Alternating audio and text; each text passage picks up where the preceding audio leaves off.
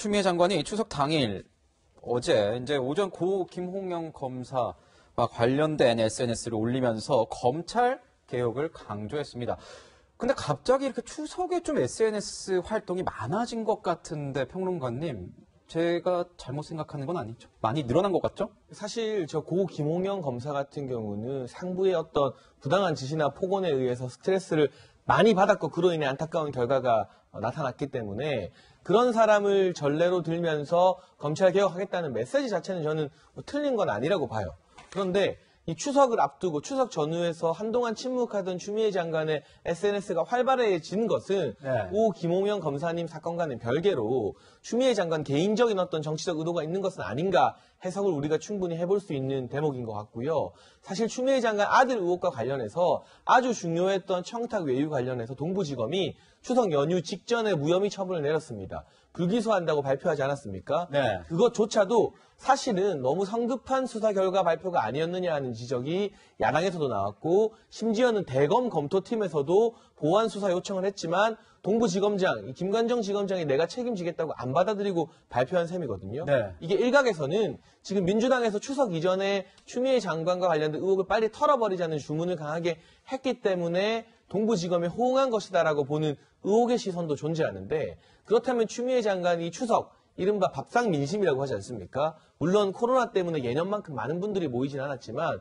어쨌든 여론의 분수령이 되는 추석에 자신의 아들과 관련된 의혹 이야기가 나오는 것이 아니라 그 문제는 털어냈으니 검찰개혁 그리고 강력하게 검찰을 개혁하는 적임자로서의 추미애 장관의 모습이 좀 전면에 드러나기를 원하는 그런 바람에서 추석 연휴 대목에 이렇게 많은 글들을 쏟아내는 것 같은데요. 그러나 여전히 한 가지 아쉬운 것은 검찰개혁에 대한 많은 게시글을 올리기 이전에 본인이 국회 대정부 질의와 상임위 활동 과정에서 명백하게 사실과 다른 발언을 한 부분에 대해서는 한 줄의 해명조차도 덧붙이고 있지 않기 때문에 그런 부분이 오히려 추가적인 논란거리를 자아내면서 불기소는 됐어도 추미애 장관의 정치적 책임은 더욱더 무거워지는 것이 아닐까 하는 생각이 듭니다. 예, 제가 이 뉴스앤이슈 너무 이 이슈 빨리 알아보고 싶었나 봅니다. 저기 장해찬 시사평론가님 오셨는데 제가 소개 설명 못 드려서 감사합니다. 네, 장해찬 평론가님도 지금부터 함께 하고요.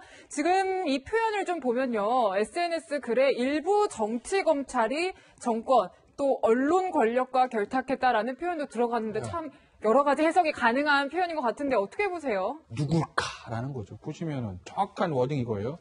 심지어 일부 정치검찰은 정권 혹은 언론 권력과 결탁하여 주요 사건의 조작, 은폐, 과장하며 혹세무민하기로 주저하지 않았으면 이렇게 얘기를 합니다. 뭐 보수 정권 10년 동안 있었던 검찰이 얘기하는 걸 수도 있을 거고요. 그러면 뭐 그건 그렇죠. 현 정권 들어와서 있던 검찰에 대입시켜 보시자고요. 네. 뭐 일부에서는 그런 얘기도 합니다. 윤석열 총장, 소위 말하는 윤석열 사단 아니냐. 일부 정치검찰, 윤석열 총장이 언론 권력, 보수 언론과 결탁해서 주요 사건, 조국 전 장관 사건을 조작, 과장해 혹세무민 뭐 이렇게 이걸 얘기하고 싶었던 거 아니냐라는 뭐 일각의 해석이 있다는 말씀이시죠. 전혀 반대로 또 해석도 한번 해볼까요?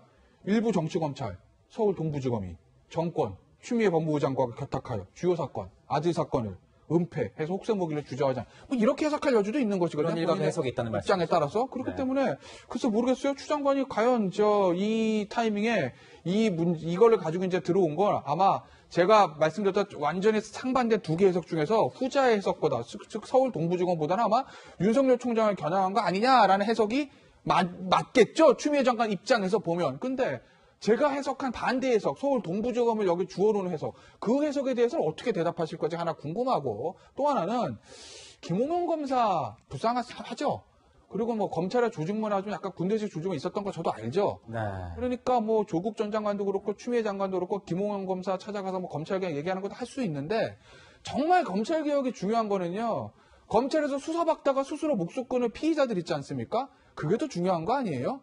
검찰 조직 내부의 문제보다 검찰이 가진 권력을 강하게 써서 그 압박감에 스스로 목숨을 끊으신 분들, 현 정부 들어와서 예를 들면 뭐 이재수 기무사령관이라든지 변창훈 부장검사라든지 그분들도 찾아가서 위로해야 되는 거 아닌가요? 진짜 검찰개혁 하시고 싶으면? 네. 저는 그런 생각이 예전에 조국 전 장관이 김홍영 검사 찾아갔을 때도 그런 생각이 들었는데 이번에 추미애 장관의 찾아가는 거 보고 또 그런 생각이 들었다. 다음 법무부 장관의 행보에도 제가 또 그런 생각이 들까요? 저는 그게 궁금하다는 거죠. 네, 수사를 받으시는 분들 그리고 김홍영 검사 뭐 이렇게 목숨을 끊으신 분들 모두 다 안타까운 일이죠. 지금 보면 조국 전 장관 얘기가 또 나옵니다, 교수님. 네. 이 추 장관의 게시물 올리자마자 한 뭐 5분 만인가요? 바로 자기 딱 갔다가 올렸다고 하는데 자기 SNS에도 이 무슨 두 사람 간에 뭐가 있지는 않겠지만 어떤 의미일까요? 이거? 그건 없는 것 같고요. 내용은 이래요. 그때 김홍욱 검사 얘기를 지금 두 분 다 하셨는데 그분이 이제 조국 전 장관이 장관 취임하고 나서 지난해 9월에 그 김홍욱 전 검사의 묘소에 추모를 갔습니다. 그리고 네. 거기에 이제 글을 올리고 약속을 했어요. 유가족들한테 약속을 했는데 그게 뭐냐면 이제 김홍욱 검사가 최초로 처음 근무했던 남부지검입니다. 남부지검에 김홍욱 검사를 기리는 어떤 명패 하나를 좀 붙이고 싶다라고 네. 얘기했고 약속을 했는데 그 이제 중간에 낙마하는 바람에 보니 그걸 실천을 못했어요. 그래서 추미애 장관이 이제 김홍욱 검사 가족을 만나가지고 그 얘기를 했거든요. 1년 전에 조국 전 장관이 약속한 거 제가 지키도록 노력하겠습니다. 약속을 해서 예, 그렇습니다. 그걸 이제 같이 올리면서 올린 것 같아요. 그러니까 그걸 약속을 지켜주셔서 감사하다. 그러면서 검찰 개혁을 계속 어떤 그 어려움이 있어도 밀고 나가달라 이런 의도로 보여지는데 아마 조국 전 장관 입장에서 본인이 이제 검찰 개혁을 하려고 장관이 된 거 아니겠어요? 그 어려움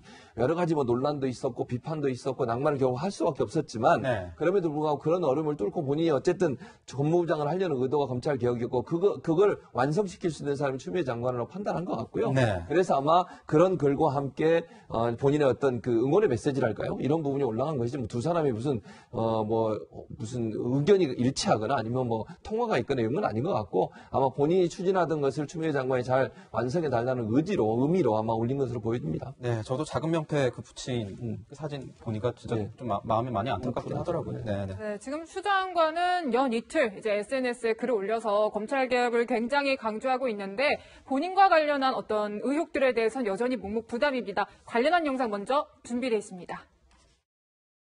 보좌관에게 그런 사실을 시킨 바가 없습니다. 사실일 수도 있는데 너무 단정적으로 답변하시는 건 아닌가 싶어서 제가 질문을 드립니다. 보좌관이 그렇게 전화한 사실이 없나요? 제가 보좌관에게 그런 전화를 시킨 사실이 없다는 말씀을 드렸습니다.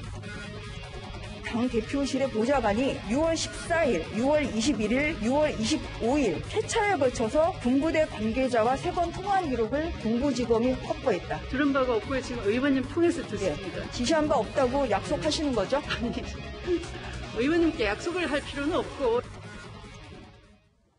네, 평론가님. 지금 뭐 이제 무혐의 처분이 나오고 나서 추 장관은 자신에 대해서 의혹을 제기했던 것들이 정치 공세였다라고 하면서 어떤 대응을 하겠다 이렇게 굉장히 공세적으로 나오고 있어요. 네, 추미애 장관이 무혐의 처분 이후에 올린 게시물을 보면 두 가지 주목해야 될 표현이 나오는데 우선 일방적인 제보라는 단어를 씁니다. 그렇다는 것은 그 당시에 당직 사병 현모 씨, 최초의 제보자 현모 씨의 제보가 일방적이다라는 주장을 하는 것이고요. 네. 또 한 가지가 후속 조치에 대해서도 언급을 하는데 사과하지 않으면 후속 조치하겠다는 것은 법적인 대응을 시사하는 말 아니겠습니까? 하지만 여기에 대해서 분명히 사실관계를 분명하게 밝혀야 되는 것은 당직 사병 현모 씨는 25일에 추미애 장관 아들에게 전화통화로 복귀를 종용한 게 맞습니다. 검찰에서 확인을 해줬고요. 당초에 추미애 장관 아들 측에서는 전화 받은 적이 아예 없다고 이 현 씨를 거짓말쟁이로 몰아갔었는데 현 씨의 말이 사실이었다는 거죠. 수사 결과와 무관하게 오히려 사과를 받아야 될 쪽은 전화통화를 했음에도 불구하고 전화한 적이 없다는 그런 주장에 의해서 거짓말쟁이 취급을 당했던 당직사병 현모 씨가 아닐까 싶고 법적인 책임 이전에 고위공직자에게는 우리 국민이 기대하는 도덕적인 책임이라는 것이 존재합니다. 하지만 추미애 장관 같은 경우는 본인이 보좌관에게 지시를 한 적이 없다, 전혀 관여한 적이 없다는 취지의 말을 국회에서 20차례 넘게 대답을 했습니다. 하지만 검찰이 공개한 이 카카오톡 메신저를 보게 되면 보좌관에게 지원장교 대위의 전화번호를 보낸 당사자가 바로 추미애 장관 아니었겠습니까? 그렇다면 본인이 그 검찰개혁의 실체가 뭔지 저는 참 애매모호하지만 계속 추진하시던 아니면 또 검찰 인사를 막 바꾸시던 간에 최소한 국회에서 20번 넘게 거짓말한 부분에 대해서는 사과를 하셔야 되는 것이 국민에 대한 예의라고 보고요.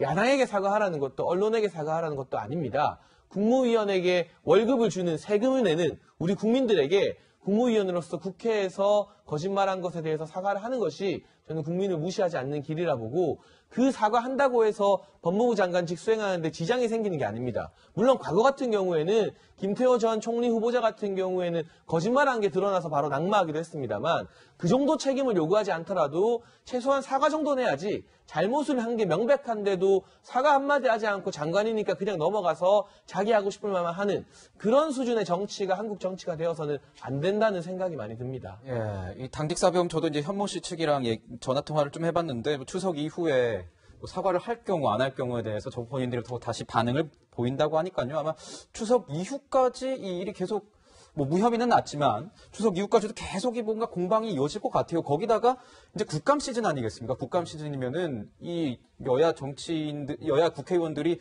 이 국무위원들을 상대로 이 날카로운 질문들 많이 이어갈 것 같은데 이 얘기 계속 좀 이어질 것 같아요. 어떻게 보세요? 이어지겠죠. 결국 이제 뭐 어차피 수사는 무혐의 나긴 했지만 아마 고발인 측에서 뭐 검찰 항고를 하면 아마 서울고검의 수사 결과를 한 번 더 보려고 할 거고요. 왜냐하면은 저 수사팀 내부에서 이견이 있었다는 보도도 있고 대검 실무진과 동부지검 간에 어떤 이견이 있었다는 얘기도 있으니 아마 고발인 측에서 한 번 더 기회를 잡기 위해서 서울 고등검찰청에 저 수사 결과를 다시 한번 기다려 볼 거고, 그리고 이제 정치적으로는 국정감사 있지 않습니까? 네. 결국 이제 얼마 전에 이제 법사위 증인 채택 같은 거 여당에다 반대한다고 하긴 하는데 어찌됐건 간에 추미애 법무부 장관 출석을 할 거고 윤석열 총장도 출석을 할 겁니다. 그렇기 때문에 야당 의원들 같은 경우 법사위에서 다시 한번 이 문제를 조금 쟁점화시키려고 노력을 하겠죠.